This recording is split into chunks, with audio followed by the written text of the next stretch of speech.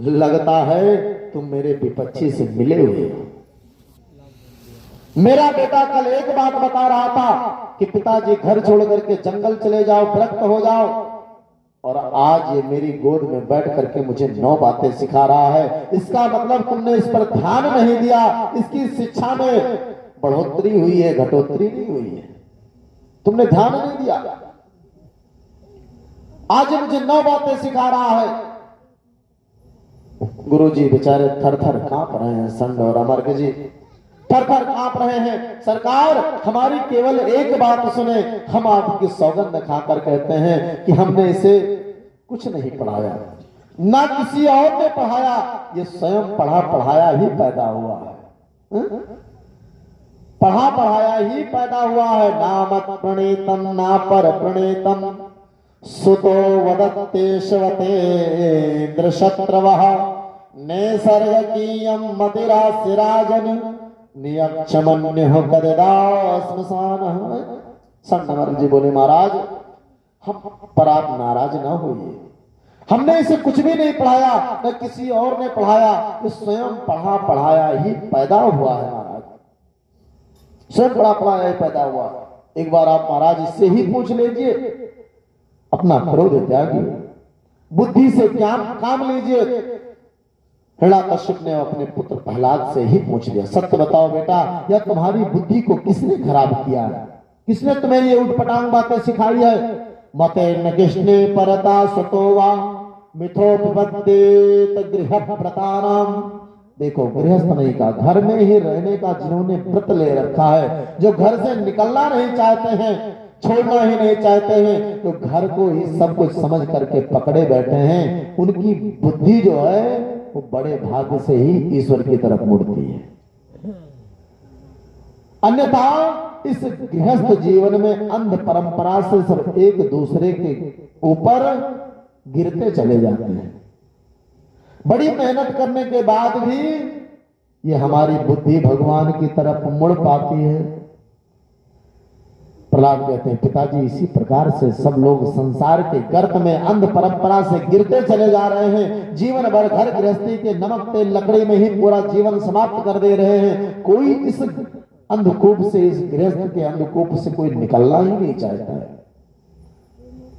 हिरण्याकश्यप समझ गया कि इसको किसी ने नहीं पढ़ाया, ये स्वयं पढ़ पढ़ा करके पैदा हुआ है, इसे बड़ा भयंकर रोग लग गया है, कृष्ण नाम का इसे रोग लग गया है, और इसे समाप्त न कर दिया गया तो ये पूरे घर में फैला सकता है, संक्रमित रोग है। इसे ठिकाने लगा देना ही ठीक है। छिंदांतंगम यदात्म निहतम शेषम सुखम जीवते यद विमर्जनम। जैसे हम अपने अन्य शरीर की सुरक्षा को ध्यान में रखते हुए अपने प्यारे अंग को कटवा ही देते हैं, ऐसे ही प्रहलाद मेरा पुत्र है, पर इसको बहुत खतरनाक रोग लग गया है, इसलिए इसे ठिकाने लगा देना ही उचित है। ठीक है, तुरंत आदेश दिया, अनेक असुर टूट पड़े और उठा करके ले गए। और क्या किया, दिग्गजे दंद सुकेश अभिचारा वपातन है माया भी सन्निरोधेश गरदाने भोजन है। बड़े बड़े पर्वत शिखरों से गिराया, पानी में डुबोया, अग्नि में जलाया, विषपान कराया, भोजन पर प्रतिबंध लगाया, सारे प्रयत्न कर लिए। होलिका देवी तो स्वयं आई जलाने के लिए, लेकिन स्वयं जल करके भस्म हो गए। महाराज प्रहलाद जी को कुछ नहीं हुआ। अंत में प्रहलाद जी के जितने मित्र थे उस अग्नि की राख से ही एक दूसरे के ऊपर उड़ा उड़ा करके उत्सव मनाने लगे। उसमें हिरण्याकश्यप के कुछ भी भक्त थे।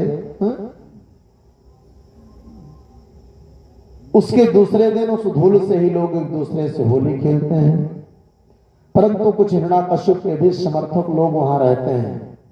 होली के दिन हिरण्याकश्यप वाले समर्थक क्या करते हैं जानते हो? कीचड़ नाली इत्यादि से वो होली खेलते हैं। और भगवान प्रहलाद के जो समर्थक हैं वो रंग अबीर इत्यादि से होली खेलते हैं। चिंता दीर्घतमः प्राप्तः। हिरण्याकश्यप चिंता में पड़ गया, अब क्या करूं, सारे प्रयत्न तो कर लिए, अब क्या करूं, कैसे इन्हें समाप्त करूं। अगर इसे समाप्त नहीं किया तो एक दिन ये मेरे मौत का कारण बन जाएगा, कारण बन जाएगा। यह चमत्कार बालक में नहीं है, इसके ऊपर किसी का हाथ मुझे लगता है। मेरे बेटे के माध्यम से नारायण मेरे ऊपर कोई षड्यंत्र रच रहा है। इतने में संड और अमर्क जी आए और कहा, महाराज एक अवसर मुझे पुनः दीजिए, फिर जैसा होगा देखा जाएगा। हिरण्याकश्यप ने कहा, इस बार तो ले जाओ, और ये सुधरा नहीं तो अब की बार इसे मैं अपने हाथों से ही मार डालूंगा। संड अमर्क जी उठा करके ले गए और ले जाकर के एक कोठरी में बंद कर दिया।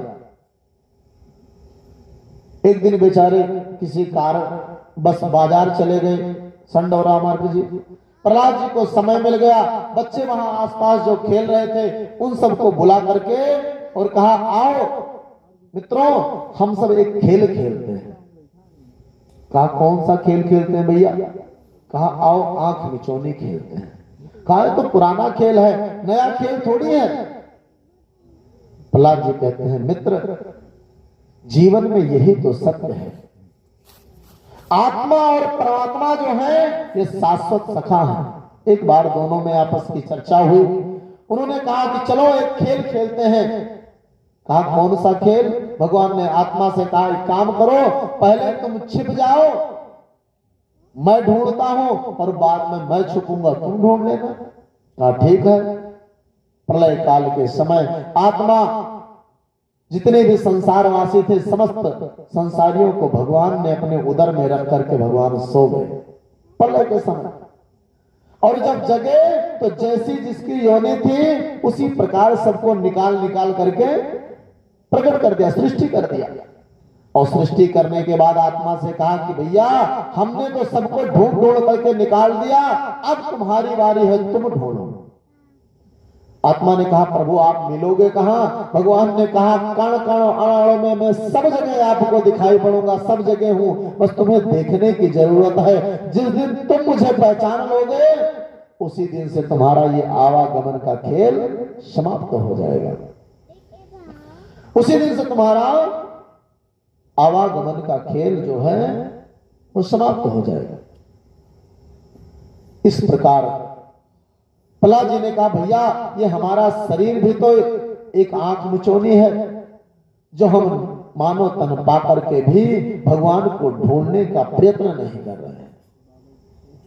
सुबह से लेकर के खाने पीने सोने में ही, उठने बैठने में ही पूरी जिंदगी व्यतीत करते जा रहे हैं और उस परम पिता परमात्मा को ढूंढने का प्रयत्न नहीं कर रहे हैं। जिंदगी जब तक रहेगी फुर्सत नहीं है काम से, और कुछ समय ऐसा निकालो प्रेम कर लो राम से।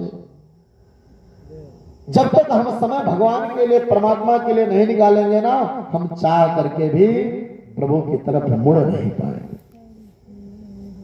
कोई ना कोई कार्य तो पूरे संजीवन लगा रहेगा, कुछ ना कुछ तो लगा ही रहेगा, लेकिन उन कार्य के समय, उन करने के समय भी हमको भगवान से जुड़ना है, भगवान की तरफ झुकना है।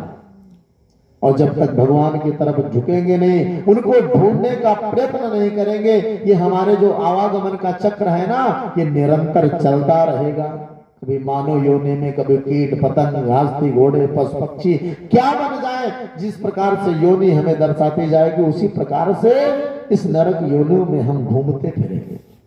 और जिस दिन उस परम पिता परमात्मा को पहचान लिए, उस परम पिता परमात्मा को ढूंढ लेंगे, उसी दिन हमारा आवागमन का जो चक्र है ना वो समाप्त हो जाएगा। सारे बालकों को समझा रहे थे, सारे विद्यार्थी झूम झूम करके सुन रहे हैं बेचारे। कहा जाता ना, जब कोई अपने समकक्ष का कोई बात चर्चा करता है तो एक एक बातें विधिवत समझ में आती हैं, क्योंकि आप उससे पूछ भी सकते हो, तर्क कर सकते हो कि भैया ये कैसे होगा, वो कैसे होगा। जब कोई अपने से बड़ा समझाता है तो मनुष्य डरता है, बालक डरते हैं कि भैया ये पूछे मार ना बैठे हैं। और जो कोई अपने समकक्ष का कुछ चर्चा करता है तो आप उससे पूछ भी सकते हो, तर्क भी कर सकते हो, कुछ भी कर सकते हो। तो आज प्रहलाद जी से वो तर्क भी कर रहे हैं, एक एक बात उन बच्चों के हृदय में बैठ रही है। प्रहलाद जी के साथ अंत में देवासुरो मनुष्यो वा यक्षो गंधर्व चा भजन मुकुंद चरणम स्वस्तिमान स्याद यथा वयम। बच्चों ने कहा प्रहलाद हमारे गुरुदेव सही कहते हैं कि तू पढ़ा पढ़ाया पैदा हुआ है, तो पढ़ा पढ़ाया पैदा हुआ है। इस प्रकार कोई देवता हो, गंधर्व हो, दानव हो, मानव हो, कोई कैसा भी हो, जैसे प्रभु ने मुझे दैत्य कुल के उत्पन्न प्रहलाद पर अनुग्रह किया है, ऐसे ही भगवान का जो भजन करता है भगवान उसे सहजता से स्वीकार कर लेते हैं। हरि का भजे सो हरि का होए। जो भगवान का भजन करेगा, भगवान को भजेगा, भगवान उसे सहजता से ही स्वीकार कर लेंगे, उसे उसी प्रकार स्वीकार कर लेंगे। सारे विद्यार्थी झूम झूम करके भजन कीर्तन कर रहे थे, नाच रहे थे। इतने में गुरुजी आ गए जो बाजार गए थे। गुरुजी आ गए, गुरुजी ने देखा तो घबरा गए, हे भगवान लगता है बीमारी फैल गई, कहीं इसे छू करके मैं भी रोगी ना बन जाऊं। दौड़े दौड़े गुरुजी हिरण्याकश्यप के पास गए, महाराज जल्दी चलो, बीमारी पूरे विद्यालय में फैल चुकी है। बीमारी पूरे विद्यालय में फैल चुकी है, अभी क्या करें? गजब हो गया महाराज। अभी तो वह प्रहलाद अकेला था, अब तो उसने सारे विद्यार्थियों को ही वो रोग ग्रसित कर दिया। हिरण्याकश्यप ने जैसे सुना कि उसकी आंखें लाल हो गई। कोपावेश चलद्राता पुत्रम हंतुम मनोदधे। कोप के कारण शरीर कांपने लगा, विचार करने लगा, आज मैं अपने पुत्र को अपने हाथ से ही मार डालूंगा। ऐसा संकल्प लेकर के गदा उठा करके चल पड़ा हिरण्याकश्यप। हिरण्याकश्यप चल पड़ा और जो विद्यालय में जाकर के देखा तो देख करके ही हिरण्याकश्यप के होश उड़ गए महाराज। और किसी विद्यार्थी को होश नहीं है कि कौन आ रहा है, कौन जा रहा है, कुछ से मतलब नहीं। सब भजन कीर्तन में, भजन में मस्त है, नाचने में मस्त है। हिरण्याकश्यप ने जोर की अट्टहास की कि अट्टहास सुनते ही जितने भी विद्यार्थी थे, बालक थे, सबके ज्यों के त्यों कठपुतली बनकर के खड़े रह गए बेचारे। जो जैसा था वैसे ही खड़ा रह गया। मारे डर के सारे विद्यार्थी बच्चे थर थर कांप रहे हैं। प्रहलाद जी महाराज भक्ति में अपने मस्त हैं। सारे बच्चे इशारा कर रहे हैं कि आपके पिताजी आ गए। हिरण्याकश्यप ने, प्रहलाद ने जैसे देखा कि हिरण्याकश्यप पिताजी हमारे आ गए हैं, सो बच्चों को इशारा किया, तुम सब चिंता मत करो, हम हैं, घबराना मत। हिरण्याकश्यप ने जैसे ही प्रहलाद को देखा तो प्रहलाद को हजारों गालियां देना प्रारंभ कर दिया। हे दुर्विनीत मंदांत मुकुलम भेद कराधमः अस्तब्धम वक्ष सनोद्धूतम निषेकादयम। अरे दुर्विनीत कुल भेदी नराधम प्रहलाद, आज तुझे मेरे कोप से कोई नहीं बचा सकता। मैं क्रोध करता हूं तो त्रिलोक कांप जाता है, ऐसा कोई शक्तिशाली नहीं जो मेरे सामने रुक सके। और तू किसके बल पर मुझे चैलेंज कर रहा है? हा? किसके बल पर मुझे चुनौती दे रहा है? तू साहस कर रहा है? प्रहलाद जी निर्भीक होकर के जवाब दे रहे हैं, क्या? ना केवलम में भवतस्य राजन सावय बलम बलिना चा परेशान अपरेवम स्थिर जंगला में ये ब्रह्मा दयान वसं प्रणीता। अरे पिताजी, अगर आपको ब्रह्मा जी के बल का अभिमान है ना, तो हमारा नारायण तो उस ब्रह्मा को भी बल प्रदान करने वाला है।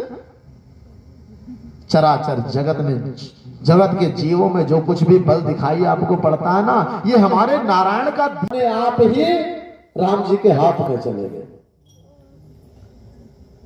परशुराम जी चौंक गए, अचंभित हो गए कि मेरा हाथ जो था उस चैतन्य था, लेकिन मैं बार बार फरसा उठाने का प्रयत्न कर रहा था, पर मेरा हाथ जवाब दे रहा था, जवाब दे गया, उठा नहीं। और जो जड़ था, धनुष जड़ था, इसमें चैतन्यता कहां से आ गई जो अपने आप चला गया, जो अपने आप ही चली गई। देख चाप आप ही चली गए हो। परशुराम मन विस्मय भयो, ये तो अपने आप ही चला गया। जो चेतन कहा जड़ करहि, जड़ ही करहि चेतन। अरे पिताजी, हमारा नारायण तो सबको बल प्रदान करने वाला है, वो अपना बल खींच ले तो बड़े से बड़े देवता एक तिनका नहीं हिला सकते। तुम किस बल की बात करते हो? सावे बलम बलिना चापरेशा, सबको बल प्रदान करने वाला है। काम क्रोध आदि जो शत्रु हमारे भीतर घुसे पड़े हैं ना, उनको आज आपको अपने अधीन कर रखा है। वो आज आपको अपने अधीन कर रखे हैं। आप क्रोध के अधीन हुए बैठे हो, तुम दूसरों की बल की बात क्या करते हो महाराज? आपका शरीर क्रोध के अधीन होकर के कांप रहा है। पहले इन जो आपके भीतर के शत्रु है ना, इनको संभालिए, फिर दूसरों को देखिएगा। जब आप इनको संभाल लेंगे तब आप विजेता कहलाएंगे। परंतु क्रोध में बुद्धि क्षीण हो जाती है। क्रोधावति सम्मोहा, सम्मोहात् स्मृति विभ्रम, स्मृति भ्रांसदा बुद्धि नासा, बुद्धि नासत प्रणशयतः। क्रोध में अंधा हुआ हिरण्याकश्यप चिल्ला पड़ा, ए मूर्ख, यदि सबको बल पराक्रम प्रदान करने वाला है तो बोल, वो रहता कहां है तेरा देवता? कहां रहता है?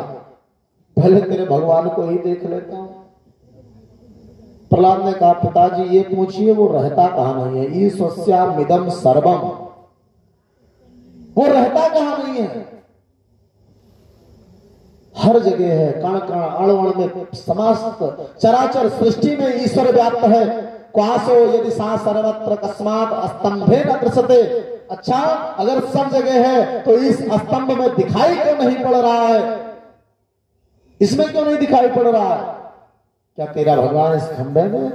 प्रहलाद जी बोले हाँ। जैसे कहा हाँ कि हिरण्याकश्यप ने उठा करके गदा को जोर से खंभे पर पटक दिया और भगवान नृसिंह रूप में प्रकट हो गए। वो नृसिंह भगवान की गगड़ गड़गड़ानो, खम्भ फाटो चर चरानो, निगसो नरनाहर को रूपयति भयानक है। और गगड़ गड़गड़ावे, दसन जीभ लप लपावे, चितवत सरोज मानो, अंग जात खानो है। बोल नृसिंह भगवान की। नृसिंह भगवान ने इतना भयंकर अट्टहास किया कि हिरण्याकश्यप के हाथ से गदा गिर गई। जितने भी दैत्य से सब मूर्छित होकर के गिर पड़े। हिरण्याकश्यप घबराया कि अब क्या करे। फिर सोचने लगा, मैं तो वरदान प्राप्त हूं, मैं कैसे मर सकता हूं। फिर अपने आप को संभाला, ढाल तलवार संभालने लगा, भगवान के ऊपर झपट पड़ा। मध्याह्न 12 बजे नृसिंह भगवान प्रकट हुए, युद्ध छिड़ गया। भगवान उसके साथ ऐसे खेल रहे हैं जैसे पक्षी राज गरुड़ छोटे छोटे पक्षियों से खेला करते हैं, ऐसे खेल रहे हैं। इस प्रकार ब्रह्मा जी ऊपर से देवताओं के साथ खड़े होकर के युद्ध को देख रहे हैं। भगवान को इशारा कर रहे हैं, प्रभु जल्दी करो, अन्यथा गोधनी बेला में इनका असुरों का बल बढ़ जाता है, पराक्रम बढ़ जाएगा। भगवान ने जोर के हुंकार धन ऊपर करके देखा, सब ब्रह्मा जी या देवता सब सपका करके भाग गए बेचारे, मारे डर के। मानो भगवान कहना चाहते हैं कि पहले तो बल दे करके बलशाली बनाते हो, वरदान दे करके बलशाली बनाते हो, और बाद में कहते हो जल्दी करो, जल्दी करो। बेचारे ब्रह्मा जी कुछ बोल ना पाए। जहां सूर्यास्त हुआ, भगवान ने तुरंत हिरण्याकश्यप को पकड़ करके गोदी में पटका और ले जाकर के बीच देहरी पर बैठ गए। हिरण्याकश्यप ने कहा, महाराज गिर गया तो क्या हुआ, मरने वाला नहीं। गिर गया तो क्या हुआ, मरने वाला नहीं। मैंने वरदान लिया है महाराज कि ना भीतर मरूंगा ना बाहर मरूंगा। भगवान ने कहा, देख तू बैठा कहाँ है, न भीतर है न बाहर है, बीच देहरी पर, इसलिए तुझे बैठा हो लेकर के। हिरण्याकश्यप बोला, महाराज न ऊपर मरूंगा न नीचे मरूंगा। भगवान ने कहा, ना तू पृथ्वी पर है ना आकाश में है, मेरी गोद में बैठा हुआ है, मेरी गोद में लेटा हुआ है।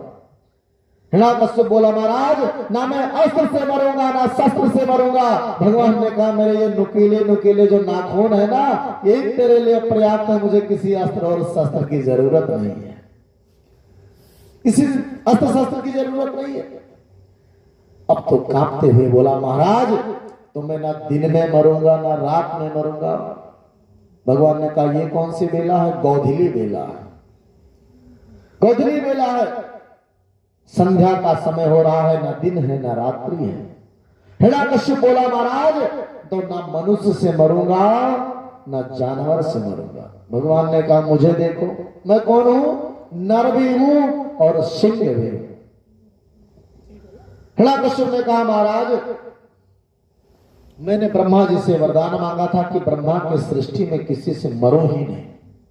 भगवान ने कहा ब्रह्मा को मैं बनाता हूं, ब्रह्मा मुझे नहीं बनाता, ब्रह्मा को मैं बनाता हूं। अब तो बेचारा बुरी तरह जब घबराया तो उसे एक वरदान और याद आया कि प्रभु 12 महीने में मैं मरूं ही ना किसी महीने में। भगवान ने कहा इसीलिए तेरे लिए ये स्पेशल महीना बनाया गया है, अधिक मास, मलमास जिसे कहते हैं, ये तेरे लिए ही उत्पन्न किया गया है और कोई जरूरत नहीं है। सत्यम विधातम निज भृत भासितम व्याप्तिम च भूतेषु खिलेषु चात्मनः आदृश्यादद्भुतरूपमद्दहन अस्तंभे सभायाम न मृगम न मानुषम। ब्रह्मा जी के समस्त वरदानों के भगवान ने रक्षा किया। सनकादिकों के साथ की रक्षा करने के लिए भगवान इस रूप में आए और अपने भक्त प्रहलाद के वचन को सत्य करने के लिए ही इस अद्भुत रूप में भगवान प्रकट हुए। अंततोगत्ता ब्रह्मा जी के समस्त वरदानों की रक्षा करते हुए भगवान ने अपने नाखून से ही हिरण्याकश्यप के आंत को चीर करके उसकी आंत को निकाल करके और गले में लपेट लिया। एक ओर जहां हिरण्याकश्यप के पद की प्रसन्नता हो रही है, दूसरी ओर भगवान का इतना उग्र रूप देख करके कोई देवता यह साहस नहीं कर पा रहा है कि उनके सामने जाकर के स्तुति कर ले। किसी में हिम्मत नहीं हो रही है, परंतु भगवान ने इतना महत्वपूर्ण काम किया है तो स्तुति तो करती बननी ही चाहिए। ब्रह्मा जी को आगे किया गया कि आप चलिए प्रभु। जैसे ही ब्रह्मा जी स्तुति करने गए भगवान जोर से जैसे गरजे कि ब्रह्मा जी बेचारे भागते नजर आए। भगवान शिव नंदी पर बैठ करके आए। जैसे ही नंदी पर बैठ करके स्तुति करना प्रारंभ किया भगवान जोर से अट्टहास किए तो नंदीश्वर भी भगवान शिव को लेकर के दूर भाग खड़े हुए। कोई देवता साहस नहीं कर रहा है कि भगवान के सामने जाकर के स्तुति कर रहे हैं, लेकिन भगवान ने इतना बढ़िया काम किया है, इतने बड़े पापी को मारा है तो स्तुति तो बनती है। सारे देवता लक्ष्मी मैया के पास गए। कहा जाता है भैया पतिदेव कितने भी क्रोधित क्यों ना हो, फिर देवी जी आ जाती है तो पति देव का क्रोध शांत हो जाता है ना।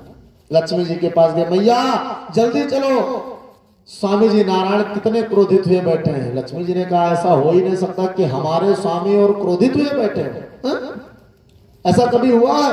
कहा चलो तो भैया। लक्ष्मी मैया ने 16 श्रृंगार किया, स्वर्ण की थाली में आरती सजा करके लेकर के आए। चरणों से आरती करते करते जैसे ही मुखमंडल पर आरती घुमाई भगवान ने मुंह फाड़ करके जो एक बार दहाड़ा कि लक्ष्मी मैया के हाथ से थाली छूट गई और दैया मैया करके भागती नजर आई बेचारी। कहा ये मेरे पति हो ही नहीं सकते। पक्का कहा अब कौन जाए, तो किसी में हिम्मत नहीं हो रही जाने की भगवान के सामने। सब देवता डर रहे हैं, कोई स्तुति करने जा नहीं रहा है। प्रहलाद जी एकदम से अलग खड़े हुए हैं बेचारे, सब देख रहे हैं। समस्त देवताओं की दृष्टि प्रहलाद जी के ऊपर पड़ी। सबने सोचा कि इन्हीं को रक्षा के लिए, इन्हीं को बचाने के लिए भगवान ने इस रूप को धारण किया है, तो क्यों ना प्रहलाद जी को ही आगे करके स्तुति किया जाए। प्रहलाद जी को लेकर के गए और प्रहलाद जी को सम्मुख कहा बेटा तुम ही चलो, प्रभु ने तुम्हारे ही खातिर इस प्रकार का रूप धारण किया है, इसलिए तुम ही स्तुति करोगे तो शायद प्रभु शांत हो जाएंगे। प्रहलाद जी बेचारे गए और जा करके नीचे सर करके पैरों को ध्यान करते हुए स्तुति गाना प्रारंभ कर दिया। जैसे स्तुति करना प्रारंभ किया, भगवान ने देखा कि प्रहलाद मेरे सामने खड़े हैं, लेकर के गोद में बैठ गए, एक हाथ से सर सहला रहे हैं, जीभ से प्रहलाद जी के शरीर को चाट रहे हैं। भगवान कहते हैं, बेटा प्रहलाद, मुझे माफ करना, मुझे क्षमा करना। सारे देवता इस दृश्य को देख करके अचंभित रह जाते हैं कि भक्त को बार बार भगवान से क्षमा मांगते तो कई बार देखा गया, लेकिन भगवान को भक्त से क्षमा मांगते आज पहली बार देखा जा रहा है। भगवान कहते हैं, बेटा प्रहलाद, मुझे क्षमा करना। तेरे सुकोमल अंग देख करके तो छूने से भी डर लगता है कि कहीं कट ना जाए, इतने सुकोमल तेरे अंग हैं, और तेरे ऊपर हिरण्याकश्यप ने इतने प्रहार किए, इतनी बार तुझे मारने का प्रयत्न किया। बेटा मुझे क्षमा करना, तेरी रक्षा करने के लिए मुझे ही आने में देर हो गई, मुझे ही आने में देर हो गई। बेटा मुझे क्षमा करना, तेरे अंग प्रत्यंग इतने सुकुमार हैं जो छूने से भी डर लगता है। ब्रह्मादया सुरगणा मुने सिद्धा सत्ते गुणा मनतयो वचसाम प्रभावे नाराधितुम फुर्वणेरधुना पतिप्रो किम त्रोष्टमहर्ति समय हरिरोग्र जाते ही प्रभो। समस्त ब्रह्मादि देवता, बड़े बड़े सिद्ध मुनि गंधर्व आदि जो परम सात्विक देव हैं, वह धारा प्रवाह वैदिक मंत्रों छंदों के द्वारा आपकी स्तुति करते हैं, आपका पूजन करते हैं प्रभु, पर मुझे तो कुछ नहीं आता। भक्त्यात सोप भगवान जगसापनो से। अरे प्रभु, गजेंद्र में कौन सी भक्ति थी, कौन सी योग्यता थी? एक पुष्प ने आपके चरणों में चढ़ा दिया सो आपने उसका उद्धार कर दिया प्रभु। तुरंत भगवान प्रसन्न हुए और कहा कि जाओ तुम अपने पिता के सिंहासन पर बैठ करके और एक मनवंतर पर्यंत राज करो, और फिर एक कर्मों को भोगने के बाद तुम मेरे नित्य पार्षद बन जाना। प्रहलाद जी ने कहा, प्रभु यदि आप पद दे रहे हो, पदवी दे रहे हो, तो एक बार आपको एक और भी देना पड़ेगा। प्रहलाद कहते हैं कि प्रभु, जो ये मेरे पिताजी का शव पड़ा हुआ है ना, इस शव की अधोगति नहीं होनी चाहिए। भगवान मुस्कुराने लगे, प्रहलाद, तुझ जैसा पुत्र जिसके वंश में जन्म ले लेता है ना, उसकी 21 पीढ़ियां तर जाती हैं, और तेरे पिता की तो मृत्यु हमारे गोद में हुई है, और हमारे हाथों से जिसकी मृत्यु हुई उसे क्या कभी अधोगति होगी? जा जाकर के अपने पिता का दाह संस्कार करो, और आकर के एक मनवंतर पर्यंत राज करके तुम मेरे नित्य पार्षद बन जाना। प्रहलाद जी पिताजी का अंत्येष्टि संस्कार करने के लिए बढ़े। सारे देवता हाथ जोड़ करके स्तुति करने के लिए आए। भगवान ने ब्रह्मा जी को खूब डांटा कि कदाप ऐसा वर आज के बाद किसी को दिया। ब्रह्मा जी ने कहा, प्रभु अब खाई सो खाई, आगे खाई सो राम दुहाई, अब ऐसा कभी नहीं होगा। इस प्रकार से भगवान समदर्शी मोहि कहा सबको, सेवक प्रिय अनन्यगत सो। भगवान कहते हैं, मैं अपने भक्त का ही सबसे प्रिय सेवक हूँ, चाहे जो हो। जो मेरा भक्त बन गया उसकी रक्षा करने के लिए मैं सदैव तत्पर रहता हूँ और सदैव उसका कल्याण करता रहता हूँ। बोले भक्तवत्सल भगवान की, निसंग भगवान की, काली मैया की। आइए 4 बार भगवान नाम। और आज की कथा को हम सभी विश्राम करेंगे, और कल भगवान का जन्मोत्सव है। कल भगवान कन्हैया अपने समस्त गुणों के साथ प्रकट होंगे। आप सब भी अपने घर से फुल सुसज्जित होकर के, तैयार होकर के, लावा सिठौरा जो भी ला करके भगवान के जन्मोत्सव में शामिल होंगे। अगर हो सकेगा तो कमेटी वालों से निवेदन है कि यहाँ गुब्बारे इत्यादि से सजावट भी शाम को करवा देंगे, अगर सुलभता से कार्य हो पाएगा तो। और जैसी हर इच्छा, प्रभु की इच्छा तो है ही, लेकिन थोड़ी मेहनत हम सबको करनी पड़ेगी, तभी सजावट हो पाएगी। ठीक है। तो आइए 4 बार भगवान नाम और उसके बाद में सीधा आरती। राम नाम सुखदाई भजन करो भाई, ये जीवन 2 दिन का। राम नाम सुखदाई भजन करो भाई, ये जीवन 2 दिन का।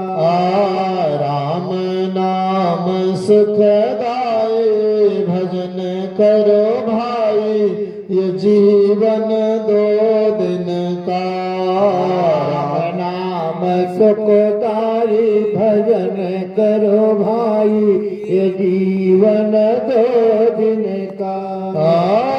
ये तन है जंगल की लकड़ी, तन है जंगल की लकड़ी, ये तन है जंगल की लकड़ी, तन है जंगल की लकड़ी। आग लगे जल जाए भजन करो भाई, ये जीवन 2 दिन का। लगे जल जाई भजन करो भाई, ये जीवन 2 दिन का।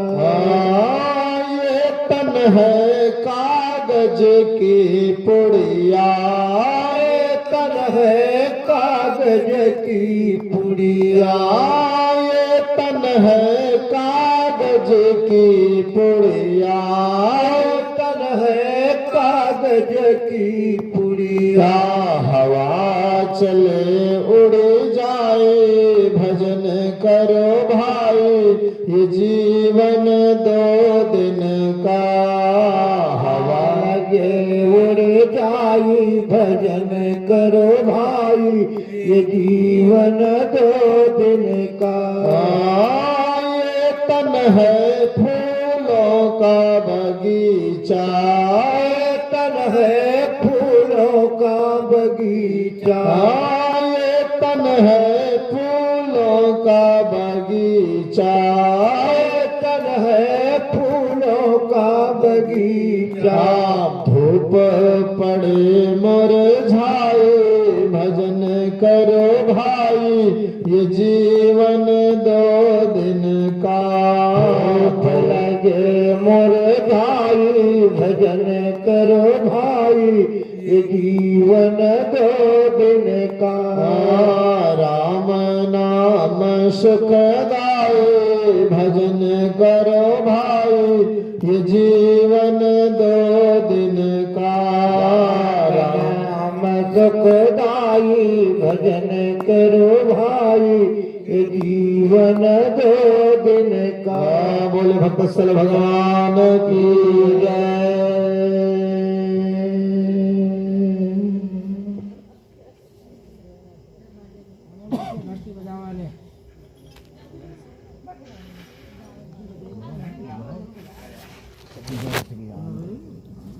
आयुष प्राण सुखाधनिरदायकः, हे गिरधर तेरी आरती गाऊं, हे गिरधर तेरी आरती गाऊं।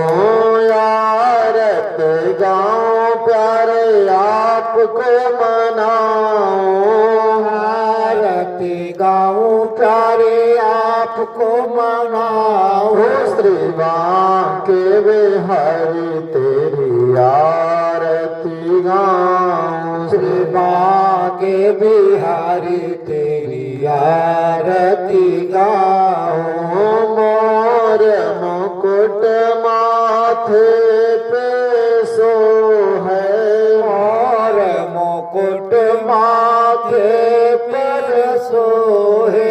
प्यारी बांसे मुनि मन मोह, प्यारी बांसे मुनि मन मोह।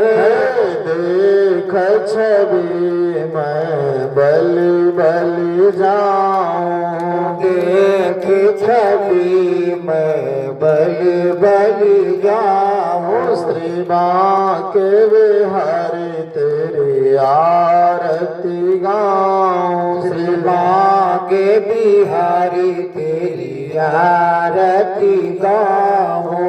चरणों से निकली गंगा प्यारे, चरण से निकली गंगा प्यारी।